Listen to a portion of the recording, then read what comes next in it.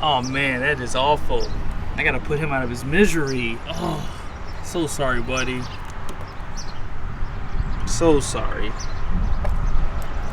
I think that's isn't that those bugs that they were talking about? He's still alive, half his body's gone. Welcome back to the channel. Today we're gonna do a video on a 2021 Jeep Gladiator.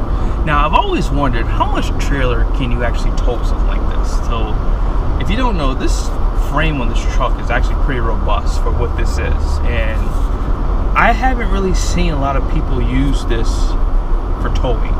So today I want to kind of run some numbers and see if possibly this can be used for towing a trailer. Let's get into it. Really quickly, be sure to subscribe to JB Reviews and make sure you have those bell notifications on, and be sure to check out my other channel, Attainable Exotic Cars. Now let's get back to the video. Now if you do plan on towing with something like this, there's a few things you need to understand. Number one is what options are available or packages that are available to help enhance your towing experience with something like this. So I am in a sport model, and if I were looking to specifically tow with a Gladiator, I would try to stay within the Sport or the Sport S, only because it's going to give you more payload capacity. Now if you do get like a Rubicon, for example, I'm going to show you a video here in a second, just so one, that would basically have the max tow package standard in a sense, and then you'd have to offer another package. But just take a quick look at this footage real quickly. One good thing to note is if you do get a Rubicon, this basically does have the max tow package, because if you look at the window sticker, you can see that it does have the 410 axle. It has the Dana axles. So for the most part, this is pretty much the max tow. However, there is one extra package that you have to purchase that's going to help with the cooling for it too, and a few other things also. This truck does have a higher gross fuel weight rating too. The only issue you're going to have with this is you're going to have a lesser payload because of the extra options and features that you do have. Let's go take a look at the numbers real quickly. So inside of the driver's side door pocket, you do have your numbers. So your gross axle weight rating up front is going to be 3,100 pounds. Your gross axle weight rating in the rear is 3,750, and you have a 6,250 gross fuel weight rating. So this is raised standard on the Rubicon. Now these do have the upgraded axles, as I mentioned, so you have a slightly higher axle ratio here. So all in, your payload capacity is only 1,235 pounds. It's a lot different from what you saw online, so that means you're not going to be able to tow a larger trailer because of all the heavier equipment that this truck has, i.e. your spray and bed liner, your hardtop. All these things are going to increase the weight of the truck, which means you're going to decrease the amount of trailer that you can tow, especially with the extra options and features. So one thing I like about the Rubicon is it does upgrade your tires. This is a LT tire. So let's take a look at the capacities on this thing. So this has 2,755 pounds per tire.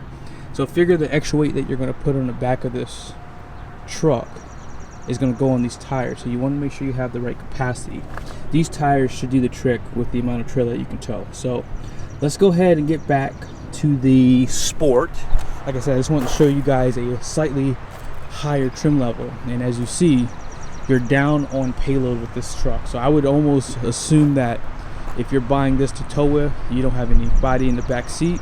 It's maybe 2 passengers and a pretty small trailer. All right, driving this at higher speeds, the wind noise is pretty apparent, but you are driving a Gladiator, so anything like this or a Wrangler, you're just going to have a little more road noise. It's not terrible though, but the idea that you get to take your roof off, your doors off, and go to the beach, it's kind of cool though. So we're almost to the location. We're going to Beckley's Camping Center, so I'm actually going to show you guys a small trailer that I think this would be perfect for to tow. And right now I'm averaging about 18 miles a gallon.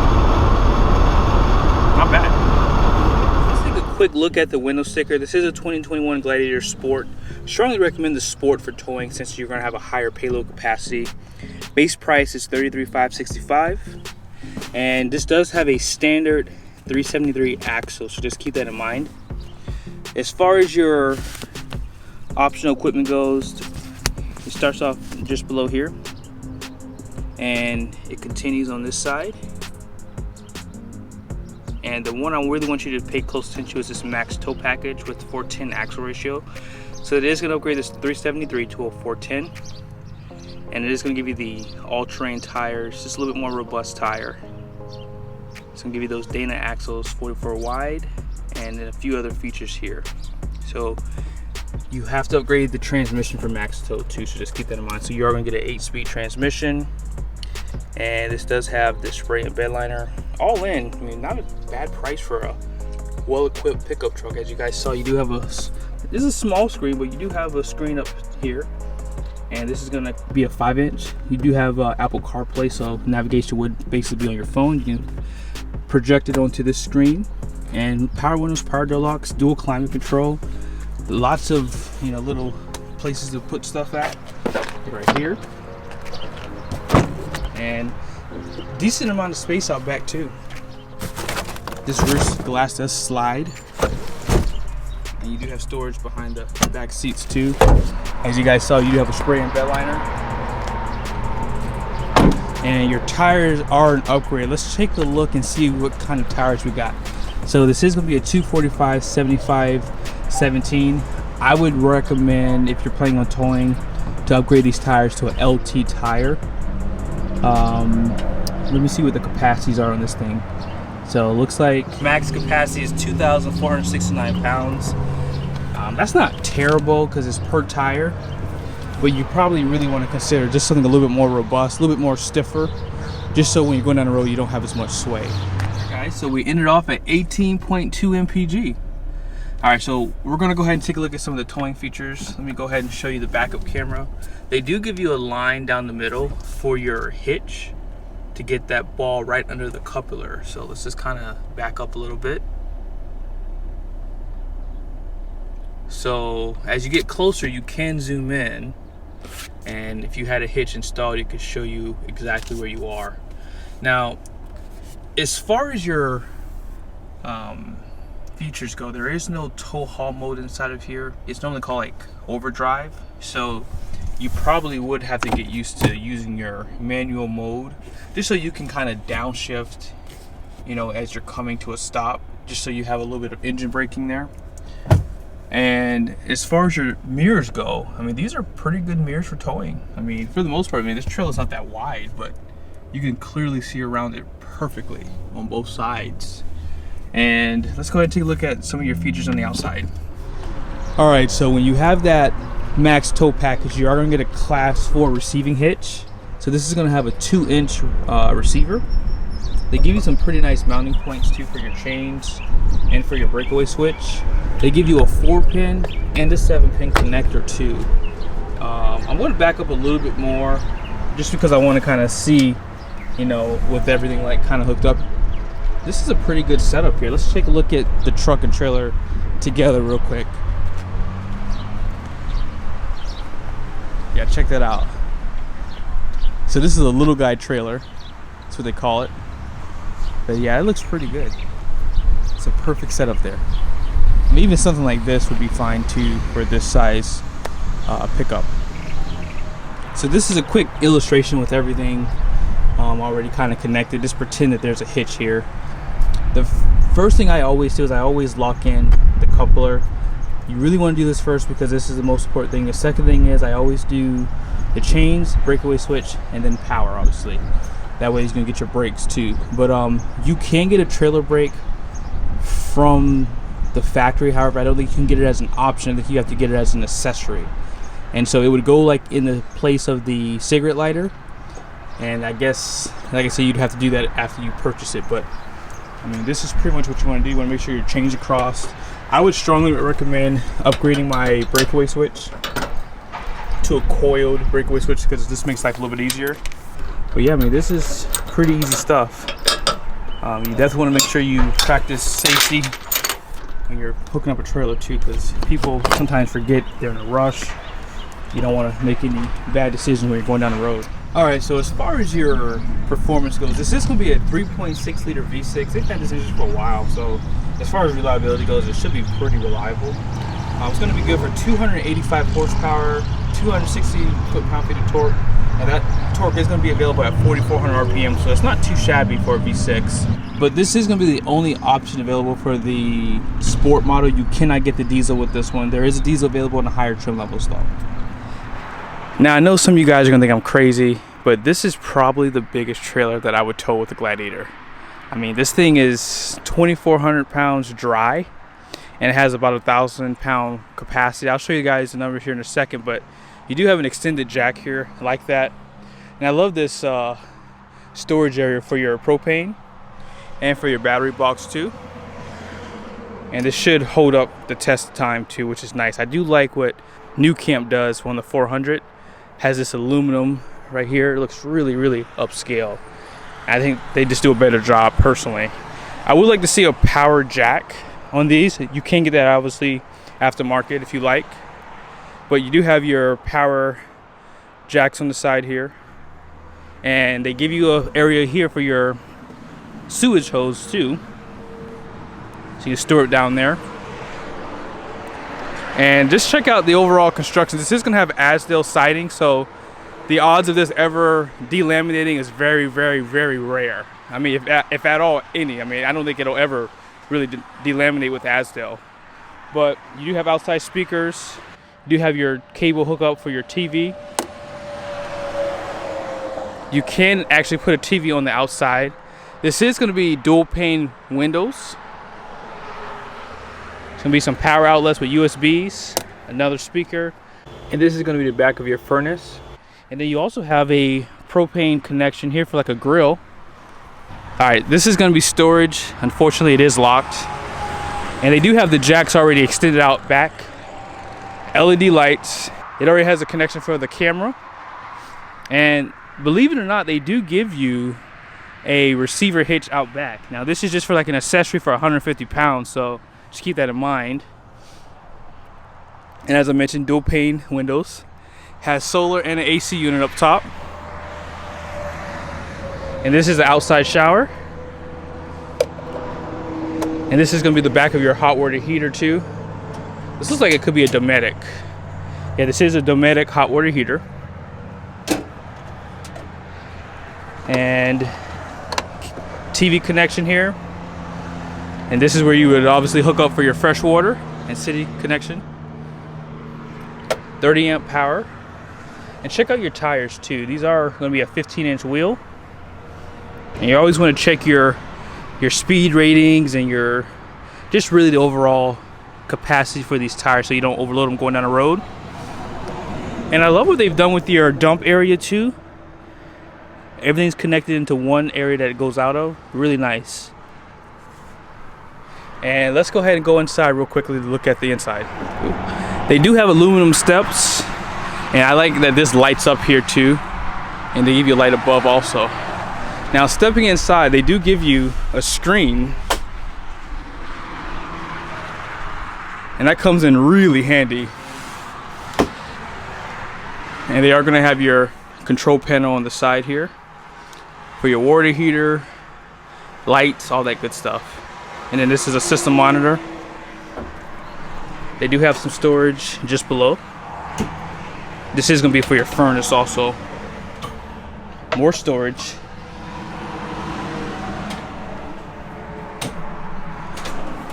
Man, I love that they give this to you too from the factory. So stepping inside, you can kind of see that, as they say, this is a little guy, and it really is. They do give you a vent fan on the roof, AC through General Electric, and then this is your sink and your 2-burner cooktop through Dometic. They do give you escape also on the front with more ways to kind of shade that sun on those hot days.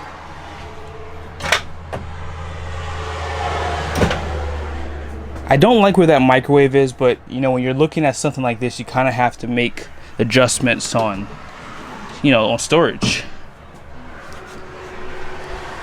They say that this has like 6 foot of clearance in here. Now that's not including this AC unit though. I'm just gonna be honest with you. love that there's a ton of storage inside of this little rig too. Really nice.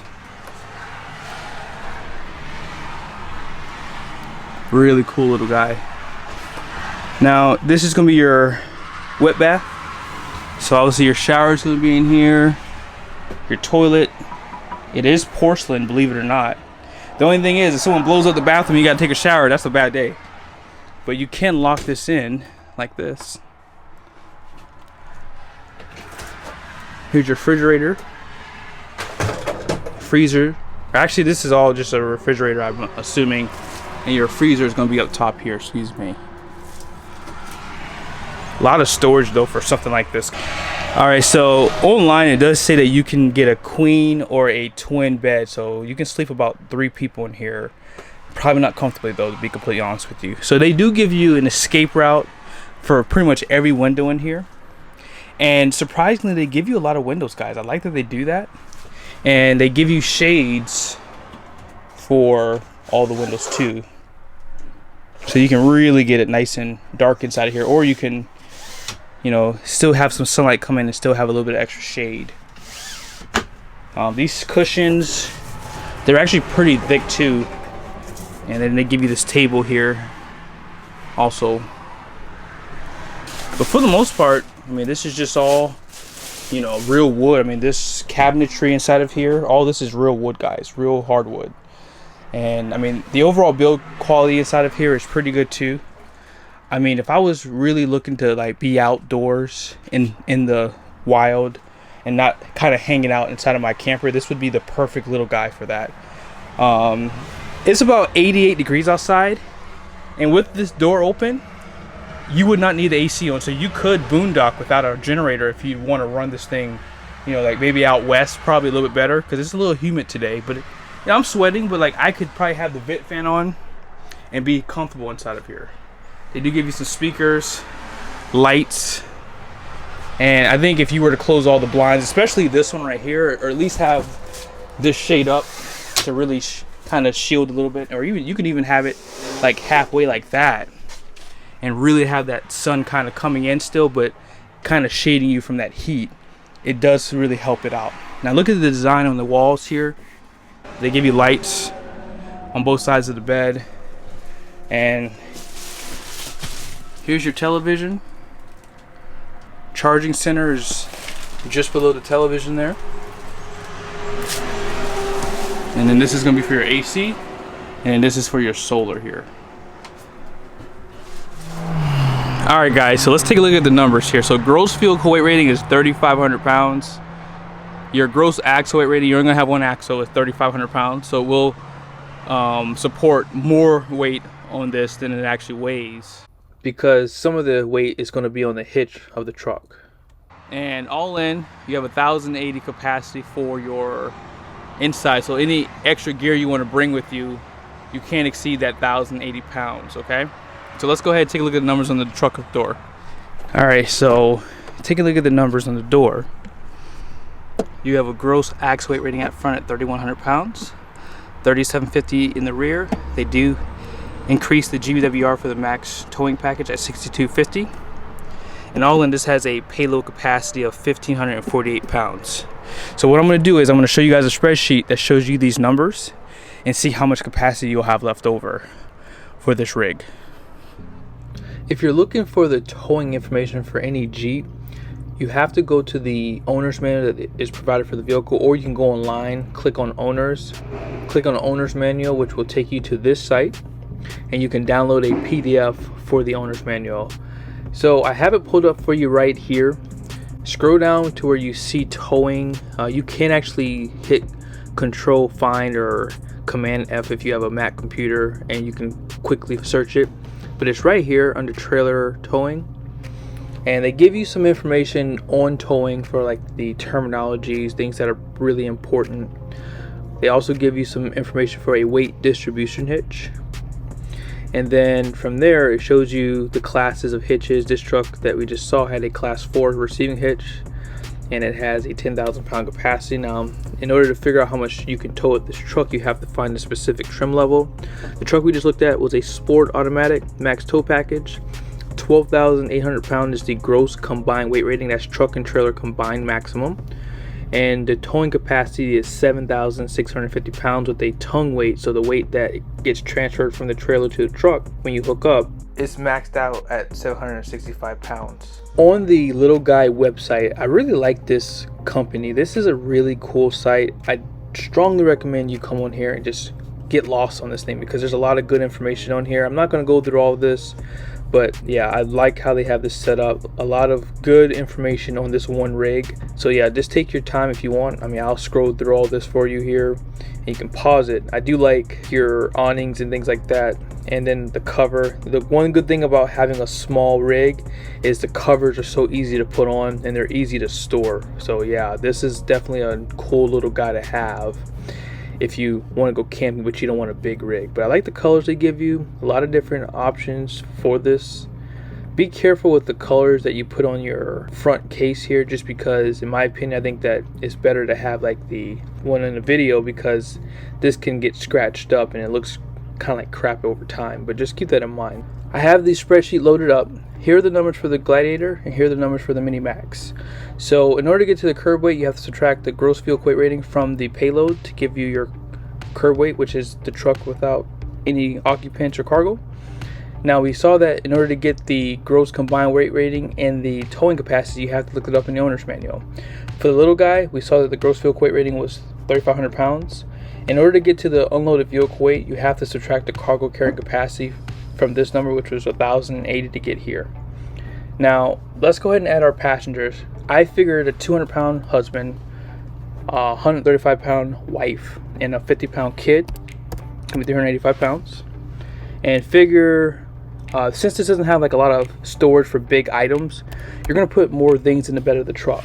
So figure your gear and all your miscellaneous things are going to go inside the Gladiator.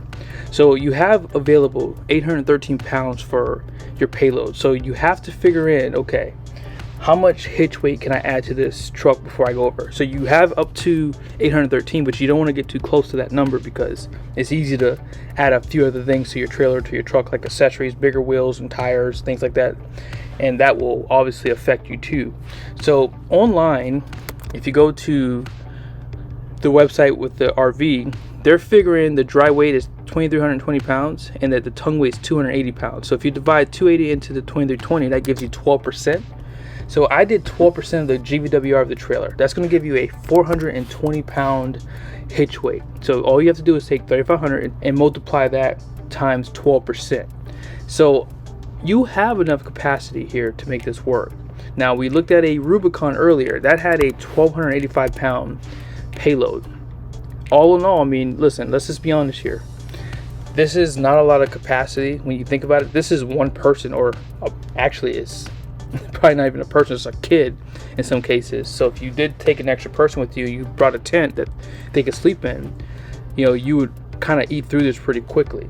So they say that the towing capacity is going to be about 7,600 pounds. So if you take 7,000 and multiply that by 11%, that's 770 pounds of hitch weight that you could be adding if you get a trailer that big and put you over. So be sure to, you know, do some research on these numbers. I mean, hey, a lot of people go over the payload capacity, but if you were to get into an accident and your insurance decided not to cover you, that would be a bad day. Or if you were to kill someone, it could also put you into legal troubles with that too, if they had a good lawyer. So you want to be careful and make sure that you stay within the limits of your truck and your trailer. But I hope this was helpful. Be sure to like and subscribe to my channel, and I'll see you guys in the next video.